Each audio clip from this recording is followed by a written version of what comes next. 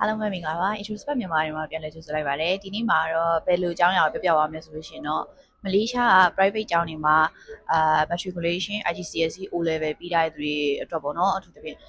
free foundation ပေးတဲ့အကြောင်းကိုပြောပြပေးသွားမှာဖြစ်ပါတယ်ဒီ free foundation အကြောင်းကိုပေါ့နော်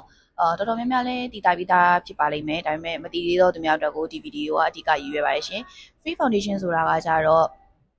ဒီ10တန်းမြန်မာနိုင်ငံရဲ့တက္ကသိုလ်ဝင်10တန်းတောင်မို့လို့ရှိရင် IGCSE O level ပြီးရတဲ့သူတွေကပေါ့နော်ဒီမလေးရှားမှာ Bachelor Program ကိုမတက်ရောက်ခင်မှာအရင်ဆုံးတက်ရောက်ရတဲ့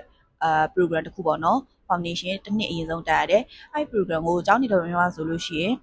free ပေးတာလေးရှိရပေါ့နော် free foundation ဆိုတာကကြတော့ foundation တက်နေစဉ်ကာလမှာပတ်စံတစ်ပြားတစ်ချက်မှမပေးရတာမျိုးမဟုတ်ဘူးပေါ့နော်သူ့ရဲ့သဘောတရားက free foundation ဒီ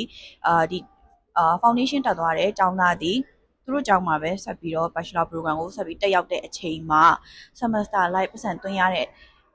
အခါတိုင်းမှာဒီ foundation မှာတော့သွင်းထားတဲ့ tuition fees ကို percentage တစ်ခုအနေနဲ့ပြန်ပြီးနှုတ်ပေးသွားတာမျိုးဖြစ်ပါတယ်ဒါတချို့ကျောင်းတွေမှာကြတော့ဗောနော်တကျောင်းတွေကတော့ policy မတူပါဘူးဒါပေမဲ့တချို့ကျောင်းတွေမှာဆိုလို့ရှိရင်semester လိုက်ဒီ free foundation မှာသွင်းတဲ့ tuition ကြီးကိုနှုတ်ပေးသွားတာမျိုးမဟုတ်ဘဲနဲ့ဒီနောက်ဆုံးနှစ်မှာပေါ့နော် Bachelor တက်နေစဉ်နောက်ဆုံးနှစ်ကြမှာဒါtuition ကလုံးဝမပေးဘဲ free တက်တာမျိုးတွေလည်းရှိရပေါ့နော်တကြောင်နဲ့တကြောင်ကတော့ policy ချင်းတော့မတူပါဘူးဒါပေမဲ့အကြောင်းတော်တော်များများမှာတော့ free foundation ကိုပေးလိပေးထားရှိရပေါ့နော်နောက်များမှာလည်း Introspect မြန်မာ Facebook page ကနေတစ်ဆင့်မလေးရှားမှာကျောင်းထပ်ဖို့စုံစမ်းနေသူတွေအတွက်အခုလိုမျိုးknowledge sharing လုပ်ပေးတဲ့